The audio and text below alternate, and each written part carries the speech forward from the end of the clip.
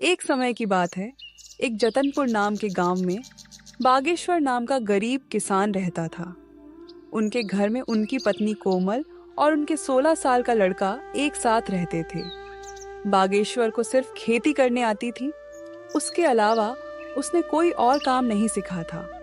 सही समय पर बारिश न होने की वजह से उसके खेत में फसल ही नहीं होते थे, जिसके कारण परिवार चलाना बहुत कठिन हो रहा था।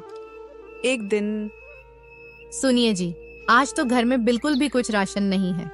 मुझे तो कुछ समझ नहीं आ रहा कि अब मैं क्या करूं। अरे कोमल, तुम चिंता मत करो, मैं कुछ करता हूँ।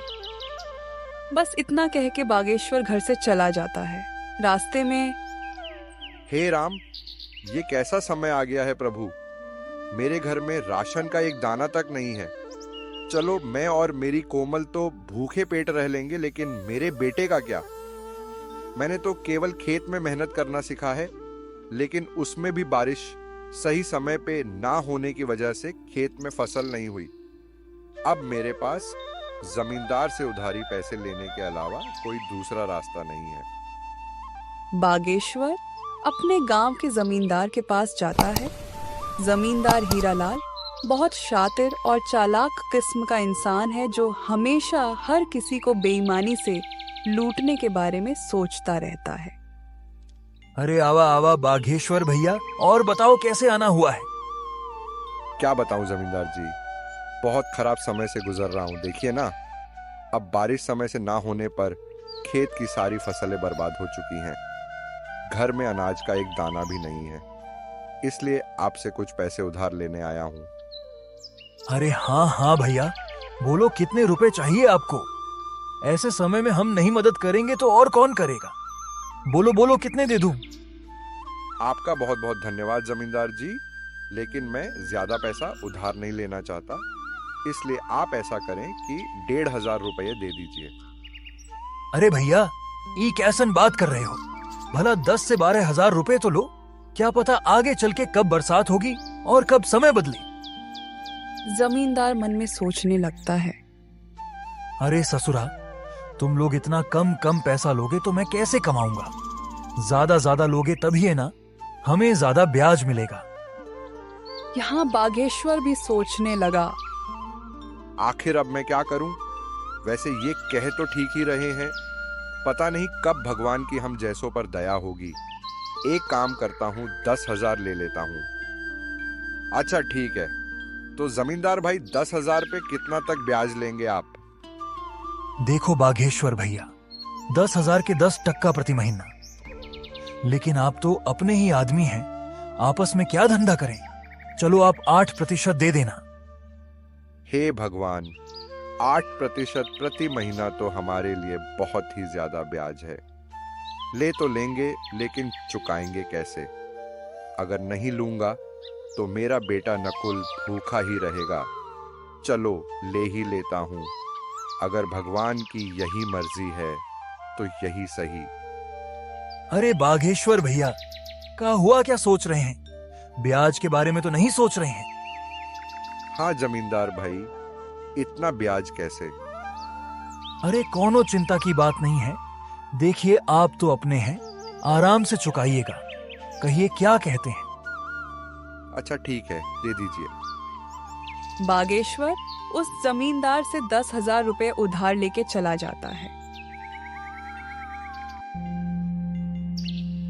चलो अब जल्दी जल्दी बाजार से राशन और नकुल के लिए कुछ खाने को ले लेता हूँ। आज मेरा बेटा तो खुश हो जाएगा। बागेश्वर जल्दी जल्दी बाजार से सामान लेके घर के लिए वापस हो जाता है। घर पहुंचते ही कोमल बागेश्वर के हाथ में सामान देखकर खुश हो जाती है और कहती है, अजी, ये सामान पैसे कहाँ से मिले जी। देखो कोमल, मुझे पता है तुम मुझ पर गुस्सा करोगी, लेकिन मेरे पास और कोई चारा भी नहीं था। मैं समझ गई जी, आपने किसी से उधारी पैसे लिए होंगे, पर कोई बात नहीं, मैं भी वही सोच रही थी।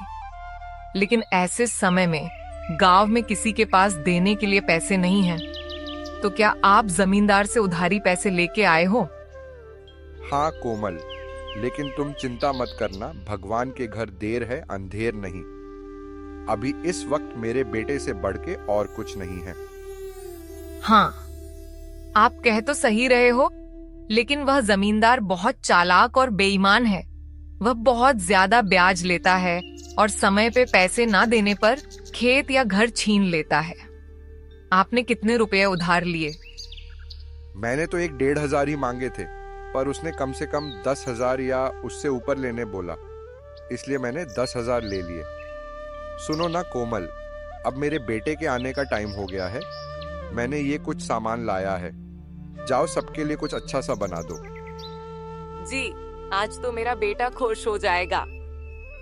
इतना कह के कोमल रसोई में चली जाती है। कोमल ने बहुत ही स्वादिष्ट खाना बनाई। खाने की खुशबू पूरे घर में महक रही थी।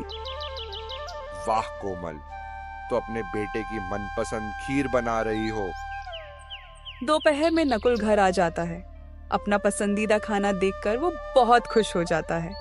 बड़े दिनों बाद बागेश्वर के परिवार में आज सभी के चेहरे पर खुशी थी। माँ, खाना तो बहुत बहुत ज्यादा स्वादिष्ट था। आज तो सच में माँ, मजा आ गया। अच्छा पापा, मेरे दोस्त सोमनाथ ने आज मुझे बुलाया है। कह रहा था कि आज वो मुझे अपने पापा से मिलवाने वाला है, इसलिए मैं वहां जा रहा हूँ। 1-2 घंटे में वापस आ जाऊंगा। ठीक है बेटा, जाओ, लेकिन संभल के जाना और संभल के आना, ठीक है? हाँ पापा, आप फिक्र मत करो, मैं अच्छे से जाऊंगा और अच्छे से आऊंगा। इतना कह के नकुल घर से निकल जाता है।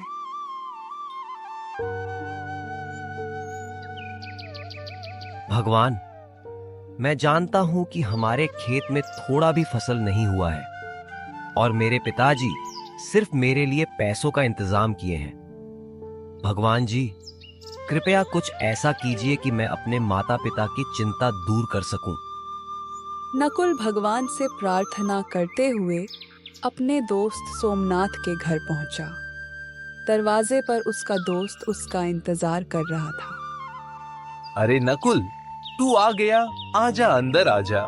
चल, मेरे पिताजी तुझसे मिलने के लिए कब से इंतजार कर रहे हैं। सोमनाथ, पर तेरे पिताजी मुझसे क्यों मिलना चाहते हैं? वो तू पिताजी से ही पूछ लेना। सोमनाथ का घर काफी बड़ा और सुंदर था। उसके घर में उसके माता और पिताजी रहते थे। सोमनाथ अपने पिताजी से अपने दोस्त नकुल के बारे में बताया था कि उसके पिताजी बहुत कड़ी मेहनत करते हैं, खेत में घंटों काम करते हैं, लेकिन पैसे की वजह से परिवार में बहुत टेंशन है। आओ बेटे नकुल, कैसे हो? नमस्ते अंकल जी, नमस्ते आंटी जी। मैं ठीक हूँ, आप सभी कैसे हैं? खुश रहो बेटा, हम सब भी बहुत अच्छे हैं। जगदीश, नकुल 9-10 मिनट ऐसे ही उसके और उसके माता पिताजी के बारे में बातें करते हैं और फिर बेटा नकुल, तुम तो बहुत स्मार्ट लड़के निकले। बेटा, कल से तुम दोपहर में स्कूल से आके खाना खा के यहाँ चले आना। जी अंकल, मैं आ तो जाऊं, लेकिन घर पर भी थोड़े बहुत काम होते हैं। देखो बेटे नकुल, पहले तो तुम ये टेंशन वेंशन छोड़ो।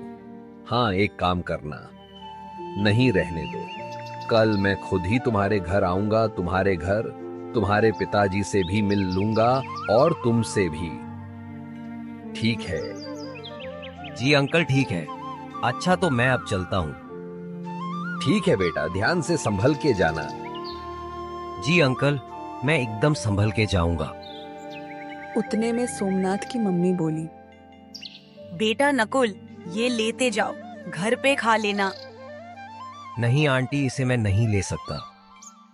अरे बेटा ले लो, देखो तुम्हारी ममता आंटी ने कितने प्यार से दिया है।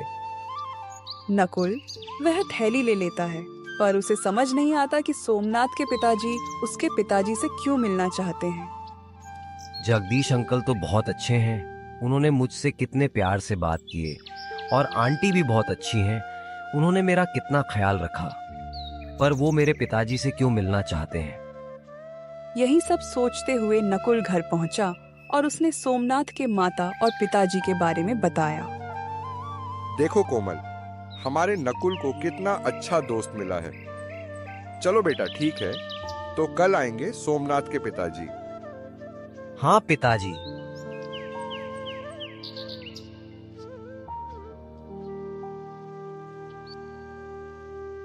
अगले दिन दोपहर में सोमनाथ अपने पापा को नकुल के घर ले आया। अरे बेटा नकुल, घर में नहीं बुलाओगे? अरे सर, आइए आइए। अरे कोमल देखो, हमारे नकुल के दोस्त और उनके पापा आए हैं। कोमल फट से सोमनाथ के पापा के लिए दूध वाली चाय बनाकर ले आती है। चाय पीने के बाद जगदीश जी बागेश्वर जी से कहते हैं, सुनिए बागेश्वर जी, मैं आपसे थोड़ी बात करना चाहता हूँ। जी सर, कहिए क्या कहना चाहते हैं। जी, आप मुझे सर मत कहिए, मैं भी आपका दोस्त जैसा हूँ, इसलिए मुझे जगदीश कह के बुलाइए। अरे अच्छा ठीक है, जगदीश जी बोलिए, आप क्या कहना चाहते हैं।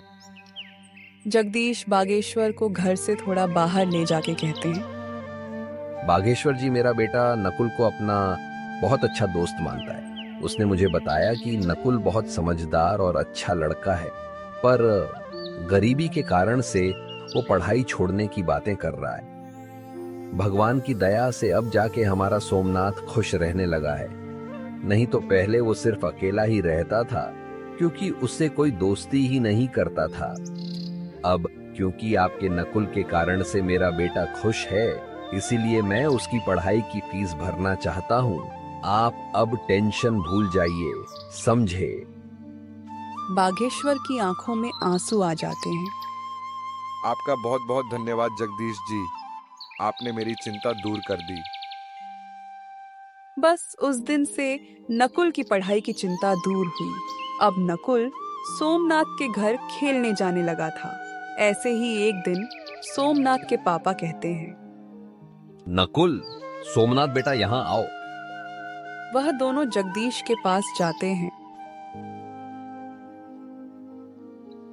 बेटा तुम दोनों बताओ, तुम में से कौन शेयर मार्केट के बारे में जानता है? नकुल बेटा, पहले तुम बताओ। अंकल, मैं इसके बारे में पहली बार सुन रहा हूँ, ये क्या होता है? और पापा, मैं बस इतना जानता हूँ कि शेयर मार्केट में शेयर खरीदा और बेचा जाता है। अच्छा सुनो, अब कल से तुम दोनों मेरे साथ आधा घंटा बैठोगे। मैं तुम दोनों को अब कुछ सिखाना चाहता हूँ। ये सब के बारे में नकुल को जरा भी समझ नहीं आता है, लेकिन उसको जानने की बहुत इच्छा थी। तो उसने सोमनाथ के फोन पर गूगल सर्च किया, तो जो उसने देखा वो देख के चौंक गया। और फिर अगले दिन अंकल, मैंने गूगल पर सर्च किया था कि शेयर मार्केट क्या है। क्या सच है अंकल कि हम वहां से पैसे कमा सकते हैं? बेटा नकुल, ये बिल्कुल सच है कि कोई भी शेयर बाजार से पैसा कमा सकता है। पैसा क्या, बहुत बहुत पैसा कमा सकता है। लेकिन बेटा, चीजें दिखने में जितनी आसान होती हैं, असल में उससे कई ज्यादा मुश्किल होती है।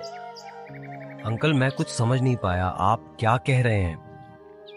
मैं ऊपर वाले कमरे में जा रहा हूँ, अपने दोस्त को लेकर वहीं आ जाओ, मैं अब सब कुछ वहीं बताऊंगा।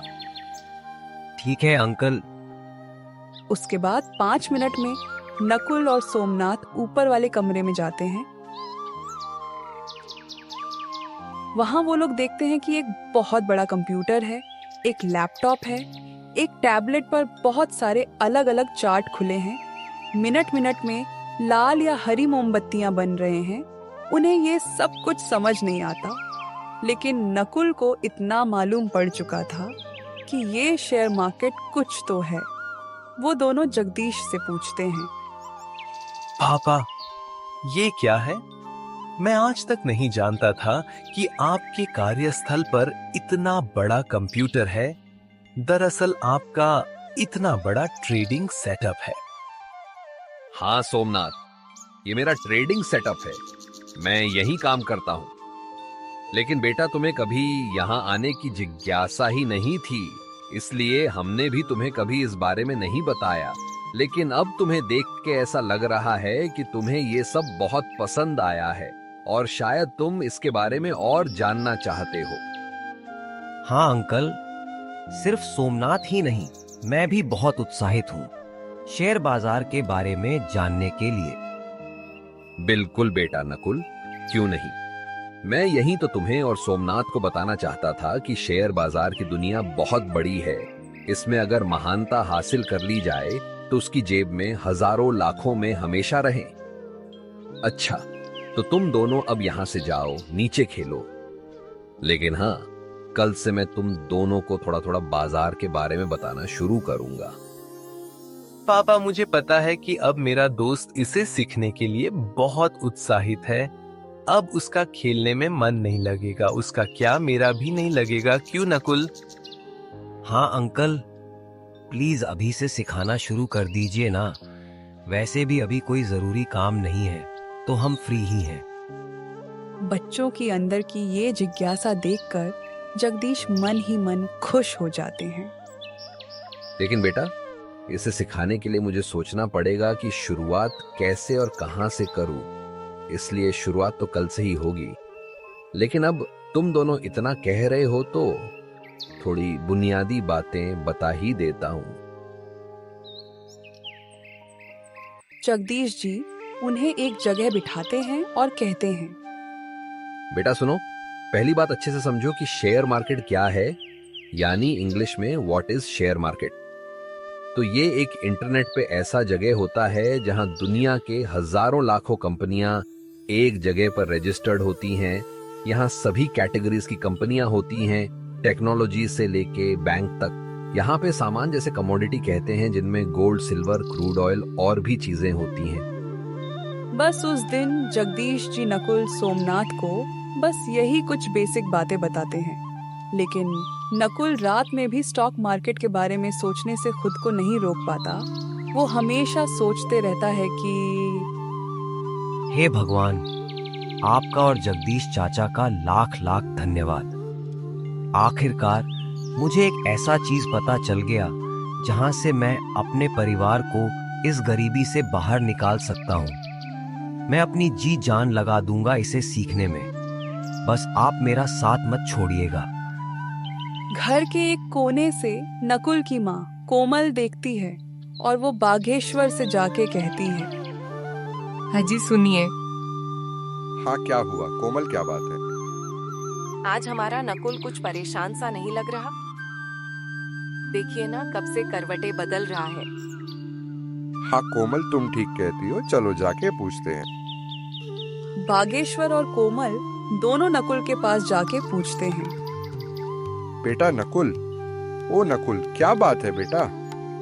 नींद नहीं आ रही, कोई बात है तो हमें बता सकता है। पापा मम्मी, मैं तो ये सोच रहा था कि आप लोगों को कैसा लगेगा जब मैं एक सफल आदमी बन जाऊंगा। हमारा भी एक अच्छा सा घर होगा। धत्त पगला, हम दोनों तो डर ही गए थे। बेटा, हम लोग बहुत खुश होंगे उस समय जब तुम एक सफल आदमी बन जाओगे, है ना कोमल? हाँ जी, बिल्कुल सही कह रहे हैं आप। हमारा नकुल सफल हो जाएगा तो कितना अच्छा होगा। मम्मी पापा, अब आप लोग भी जाइए और सो जाइए। और हाँ, चिंता बिल्कुल मत करना। फिर बागेश्वर और कोमल भी सोने चले जाते हैं। अगले दिन नकुल अपने साथ एक कलम और एक किताब लेके बहुत उत्साह के साथ सोमनाथ के घर जाता है। दरवाजे पर उसका दोस्त उसकी राह देख रहा है। तेरा चेहरा देख के समझ आ रहा है कि तेरा मन आज सिर्फ शेयर मार्केट के बारे में सीखना चाहता है ना? हाँ सोमनाथ, अच्छा देर नहीं करते हैं, चल फटफट अंकल के पास जाते हैं। लेकिन वो दिख नहीं रहे, कहाँ हैं? अरे नकुल, थम जा यार। अच्छा चल, वो ऊपर के कमरे में हम दोनों का इंतजार कर रहे हैं। वो दोनों ऊपर के कमरे में जाते हैं। वहाँ जगदीश जी इनको सिखाने की तैयारी कर रहे थे। अरे बच्चों, तुम आ गए। आओ आओ, अब जल्दी जल्दी यहाँ बैठ जाओ। मैं आज तुम्हें कुछ एग्जाम्पल के साथ सिखाऊंगा कि रियलिटी में मैं मार्केट में कैसे ट्रेड करता हूँ। देखो बच्चों, मार्केट में आपको दो टाइप के लोग मिलेंगे। एक होता है बायर्स यानी खरीदने वाला, और दूसरा होता है सेलर्स यानी बेचने वाला। यहाँ एक खरीदता है तो दूसरा बेचता है। अब आगे सिखाने से पहले मैं तुमको 3 पिलर्स ऑफ सक्सेस बताना चाहता हूँ। क्या तुम दोनों में से कोई पॉइंट्स बता सकते हो? नकुल पहले हाथ ऊपर करता है और कहता है, हाँ अंकल, मैं जानता हूँ। वो 3 पॉइंट्स है, डिसिप्लिन, कंसिस्टेंसी और पंक्चुअलिटी। शाबाश बेटा, बहुत बढ़िया। अब मैं ये बताता हूँ कि तुम इस मार्केट में सक्सेसफुल बनने के लिए कैसे अप्लाई कर सकते हो। देखो बेटा, सबसे पहले डिसिप्लिन, जिसका मतलब होता है किसी भी काम का एक प्रॉपर स्ट्रक्चर होता है। तुम्हें उसके हिसाब से ही वो काम करना चाहिए। जैसे मार्केट में हर एक काम करने का सही तरीका होता है। अगर उसके हिसाब से काम किया जाए तो काम हमेशा सही होता है। उतने में सोमनाथ कहता है, पापा, आगे का 2 पॉइंट्स मैं बताऊं? बिल्कुल बेटा, बताओ। पापा, कंसिस्टेंसी का मतलब होता है किसी भी काम में कंसिस्टेंट रहना, और लास्ट पॉइंट है पंक्चुअलिटी, जिसका मतलब होता है टाइम टू टाइम, यानी समय पे हर काम हो जाना चाहिए। पापा, ये 3 पॉइंट्स के हिसाब से अगर हम मार्केट में रहते हुए अपने डिसिप्लिन को फॉलो करते हैं और दूसरे काम में कंसिस्टेंसी और पंक्चुअलिटी बनाए रखते हैं, तो हम एक सफल ट्रेडर या इन्वेस्टर बन सकते हैं। क्या मैंने सही बोला पापा? अरे बेटा, तुम बिल्कुल सही बताए हो। लेकिन तुमको पहले से ये सब पता है? हाँ पापा, हमको इसके बारे में कॉलेज में पढ़ाए थे, और शेयर मार्केट के बारे में मैंने भी थोड़ी बहुत रिसर्च की थी। उसके अगले 30-40 दिन में जगदीश जी ने बच्चों को शेयर मार्केट के बारे में सब बता दिया था। जैसे मार्केट में कब खरीदना है, कब बेचना है, ट्रेड कैसे लेते हैं और बाकी के चीजें। एक दिन सुबह में सोमनाथ और नकुल एक साथ कुछ बातें कर रहे होते हैं। उतने में जगदीश जी उन्हें बुलाते हैं। बेटा सोमनाथ और नकुल, मेरे साथ ऊपर आओ। वो दोनों उनके साथ ऊपर जाते हैं और फिर उन्होंने कहा, आज तक तुम दोनों ने बहुत कुछ सीखा है और उसको पूरे डिसिप्लिन, कंसिस्टेंसी और पंक्चुअलिटी होके पेपर ट्रेडिंग में प्रैक्टिस भी की है। अब बारी है रियल पैसे से ये सब करना। आज मैं तुम दोनों का डीमैट अकाउंट बनाऊंगा और तुम दोनों के डीमैट अकाउंट में 2-2 लाख का कैपिटल डिपॉजिट करूंगा। तुम्हें उसका इस्तेमाल करके अपना कैपिटल बड़ा बनाना है। लेकिन बेटा, कहीं पे भी अपने पैसे को इन्वेस्ट या ट्रेड करने से पहले अपने रिस्क को मैनेज करना, फिर आगे स्टेप लेना। उस दिन से नकुल और सोमनाथ दोनों ने मार्केट में पैसे से काम चालू किया। शुरुआत में दोनों ने डर डर के कैपिटल को यूज किया, लेकिन कुछ ही हफ्तों में वे कॉन्फिडेंट हो गए। अब वह दोनों धीरे धीरे छोटे छोटे प्रॉफिट्स बुक करने शुरू कर दिए थे। लेकिन एक दिन, यार ये पेनी स्टॉक में पैसा इन्वेस्ट करूं या नहीं? सिर्फ 2 रुपए का एक शेयर है। मैं आराम से 30,000 शेयर खरीद सकता हूँ। 1-2 रुपए भी बढ़ गया तो बहुत अच्छा प्रॉफिट होगा। यहाँ नकुल ने गलती की। उसने कंपनी के बारे में रिसर्च नहीं किया। उसने सिर्फ प्रॉफिट को देखा और लालच में उसने वो शेयर खरीदे ली। खराब किस्मत से उस स्टॉक की कीमत 1.5 रुपए से गिर गई। हे भगवान, ये मैंने क्या किया? ये कैसे हो गया? मुझे ऐसा नहीं करना चाहिए था। मैंने अपने रिस्क मैनेजमेंट पर ध्यान नहीं दिया, डिसिप्लिन को फॉलो नहीं किया। 45,000 का नुकसान। अब मैं क्या करूं? उतने में गांव का जमींदार हीरालाल अपने आदमी के साथ आ जाता है। कवन दिशा में गया ललुआ का घरवा, कवन दिशा में? अरे मालिक, वो दिशा में है। हीरालाल बागेश्वर के घर के सामने आके कहता है, अरे ओ बागेश्वर भैया, अरे कहवा बाड़ा हो, तनिक बाहर निकलिए महाराज। अरे कोमल, लगता है जमींदार अपने पैसे लेने आया है। तुम यहीं रुको, मैं देख के आता हूँ। बागेश्वर घर से बाहर आता है। अरे जमींदार जी, नमस्कार। अरे भैया नमस्कार नमस्कार। बागेश्वर भैया, हम कह रहे थे कि पैसवा कब दीजिएगा? अभी भी 4,000 ब्याज सहित बचा है। याद है कि भुला गए? नहीं जमींदार जी, भूले नहीं हैं। बस इस वक्त घर में परिस्थिति कुछ ठीक नहीं चल रही। मुझे 1-2 महीने का और समय दे दीजिए, मैं आपके बचे हुए पैसे ब्याज के साथ चुका दूंगा। देखिए बागेश्वर भैया जी, आपको समय चाहिए तो ले लीजिए, लेकिन आज से उस पे 25% ब्याज लगेगा, समझ गए? उतने में नकुल की आंख खुली। उसने माँ से पूछा, माँ, ये शोर कैसी है? बेटा, 1.5 साल पहले तुम्हारे पापा उस जमींदार से पैसे लिए थे। हमें कुछ पैसे अभी देने बाकी है, वो वही मांगने आया है। नकुल घर से बाहर आता है और जमींदार से कहता है, प्रणाम जमींदार जी। अरे खुश रहा बचवा, हमेशा सम्मानित जीवन जियोगे तुम। तनिक अपने पिताजी से कहिए हमरा पैसा लौटा दे जल्दी से। नकुल अपनी जेब से मोबाइल निकालता है और कहता है, कहिए जमींदार जी, आपके ब्याज सहित कितने रुपए हुए हैं? हाँ बबुआ, तुम दोगे का? बताओ। हाँ कहिए, कितने हुए? ए जी सुनो, हमको जरा डायरिया दो, जरा चेक ना करना पड़ेगा। जमींदार डायरी में देखता है और कहता है, देखा बबुआ, आपके 4,000 रुपया पर 8% ब्याज के साथ 1.5 साल का होता है, सिर्फ 4,576 रुपया। आप अकाउंट नंबर बोलिए, मैं अभी पूरे पैसे आपके अकाउंट में ट्रांसफर कर देता हूँ। हीरालाल अपना अकाउंट नंबर बताता है। नकुल ब्याज सहित पूरे पैसे उसके अकाउंट में ट्रांसफर कर देता है। मैसेज आने के बाद जमींदार वहां से चला जाता है, लेकिन यहाँ बागेश्वर को समझ नहीं आ रहा था कि नकुल के पास पैसे कहाँ से आए। तो उसने नकुल से पूछा, ए नकुल बेटा, ये तुम कैसे किए? हमारा मतलब है कि तुम्हारे पास इतने पैसे कहाँ से आए? इतने में कोमल कहती है, अरे क्या हुआ जी? मम्मी पापा, देखिए आप दोनों शांत हो जाइए। अब आपका लड़का इंटरनेट की मदद से पैसे कमा रहा है, बस वहीं से कुछ पैसे बचा कर रखे थे तो वही दे दिए। समझे पिताजी? अब आप बस चिंता मुक्त हो जाइए।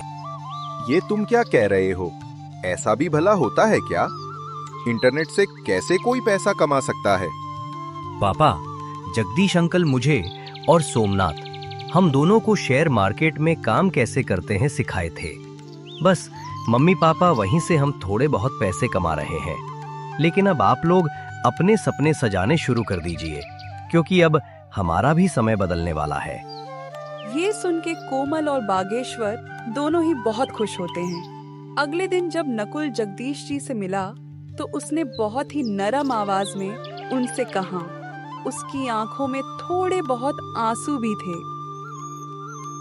अरे नकुल बेटे, इसमें कोई बड़ी बात नहीं बेटा, ऐसा होता रहता है। लेकिन जब तुम अपने आप पर कंट्रोल रखोगे, वो 3 पॉइंट्स को जितना फॉलो करोगे, तुमसे ये सभी गलतियां उतनी ही कम होंगी और तुम्हारा पोर्टफोलियो उतना ही बड़ा होगा। समझे ना बेटा? इसलिए अब ये सब भूल जाओ, ठीक है? और जितने पैसे बचे हैं उतने से ही फिर शुरुआत करो। ऐसा सुनने के बाद नकुल को थोड़ा अच्छा लगता है और वो उस दिन से कहीं भी अपने पैसे को इन्वेस्ट या ट्रेड करने से पहले बहुत अच्छी तरह से सोचता है। ऐसे करते करते 6 महीने बीत जाते हैं। अब सोमनाथ का 2 लाख रुपया अब 9 लाख और नकुल का 2 लाख 7.5 लाख बन चुके थे। एक दिन रात में नकुल ऐसे ही न्यूज़ पढ़ रहा था, तभी उसने एक बिटकॉइन के बारे में आर्टिकल पढ़ा और फिर वो सोचने लगता है। ये आर्टिकल पढ़ने के बाद मार्केट में बिटकॉइन का दाम गिरेगा और बहुत से लोग जिनके पास पहले से बिटकॉइन होंगे वो बेचेंगे, जिसके कारण से बिटकॉइन का वैल्यू बहुत कम हो जाएगा। अभी एक बिटकॉइन का वैल्यू 19,500 रुपए है। चलो, जैसा होगा हम उस हिसाब से रिस्क को मैनेज करते हुए काम करेंगे। चलो, अभी सो जाता हूँ। अगले दिन सुबह में, सुनो माँ, मैं सोमनाथ के यहाँ जा रहा हूँ। सुनो बेटा, वही टेबल पर मैंने खीर डब्बे में पैक करके रखे हैं, अपने दोस्त के लिए लेते जाना। जी मम्मी, मैं ले जा रहा हूँ। और हाँ, संभल के जाऊंगा और संभल के वापस आ जाऊंगा। उस दिन वो सोमनाथ और जगदीश जी से उस समाचार के बारे में बात करता है और फिर जगदीश जी कहते हैं, बेटा नकुल, मुझे अच्छा लगा कि तुम अब सोचने के बाद डिसीजन लेते हो। देखो बेटा, तुम्हें जो सही लगे वैसा ही करना। उसी दिन शाम को ये न्यूज़ का असर मार्केट पर दिखने लगता है। सभी लोग पैनिक में अपने बिटकॉइन बेचने लगे हैं। रात में करीब 10 बजे के आसपास उसकी कीमत 68% से गिर गई। अब एक बिटकॉइन की कीमत 6,240 रुपए थी। नकुल ने पिछले कुछ महीनों से छोटे छोटे प्रॉफिट बुक किए थे। रिस्क लेने के लिए तैयार था, इसलिए उसने रात में 40 बिटकॉइन खरीद लिए और फिर सो जाता है। अगले दिन वो अपने पापा के साथ खेत में काम करने जाता है। वहाँ वो उनके साथ काम करता है। वो भविष्य के बारे में सोचने लगता है, कैसे वो अपने गांव के किसानों की मदद कर सकता है। 3.25 महीने बीत जाते हैं और फिर एक दिन 2-3 महीने बीत चुके हैं। जरा बिटकॉइन देख लूं कैसा चल रहा है। वो देखकर चौंक जाता है। उसने देखा कि एक बिटकॉइन का दाम पिछले 1 महीने में जहाज जैसा ऊपर उठा है। उस दिन एक बिटकॉइन की कीमत 3.5 लाख रुपए थी। 40 बिटकॉइन के हिसाब से 1,40,00,000 का प्रॉफिट दिख रहा था। वो अपने मम्मी पापा का आशीर्वाद लेता है, लेकिन उनसे कुछ बताता नहीं है कि क्या हुआ है। जैसे ही वो जगदीश जी से मिलता है, वो और सोमनाथ समझ जाते हैं। नकुल, मैं और पापा समझ गए। तेरे चेहरे की खुशी देख के बता सकता हूँ कि बड़ा प्रॉफिट बुक किया है। भाई, यहाँ मेरा दिल 180 का रफ्तार पकड़ लिया है। मैंने जैसे ही देखा यहाँ चले आया। क्या हुआ बेटा, तुमने अभी बुक नहीं किए हो? नकुल अपने मोबाइल में प्रॉफिट दिखाता है। जगदीश जी और सोमनाथ दोनों चौंक जाते हैं। अरे वाह नकुल बेटे, 1,40,00,000 का प्रॉफिट। इतना तो मेरा और सोमनाथ का मिला के भी नहीं होगा। हम तुम्हारे लिए बहुत खुश हैं। अरे वाह मेरे दोस्त, अब आगे क्या सोचा है तूने? अंकल, मैं सोच रहा हूँ कि 30 बिटकॉइन का प्रॉफिट बुक कर लूं और बाकी के 10 को होल्ड करूं। ये तो बहुत अच्छी बात है बेटे। अब चलो तुम्हारे मम्मी पापा को खुशखबरी देते हैं। इतने में सोमनाथ की मम्मी आ जाती हैं और कहती हैं, अरे कौन सी खुशखबरी की बात हो रही है? वो सभी नकुल के लिए बहुत खुश होते हैं और मिठाई का डब्बा लेके उसके घर पहुंचते हैं। दरवाजे पे कोमल उन सबको आते हुए देखती है। वो सबने उनको जो भी हुआ उसके बारे में बताते हैं। क्या बात कर रहे हो जगदीश जी? अरे सुनती हो कोमल, अब हमारा बेटा करोड़पति बन गया है। सब बहुत खुश हो जाते हैं। नकुल और सोमनाथ ने मिलके गांव में सोलर पैनल लगवाए और बोरिंग करके उसमें पावर मशीन लगवाते हैं, जिसकी वजह से अब गांव के किसानों की पानी की चिंता खत्म हुई। अब वो गांव के हर आदमी को बता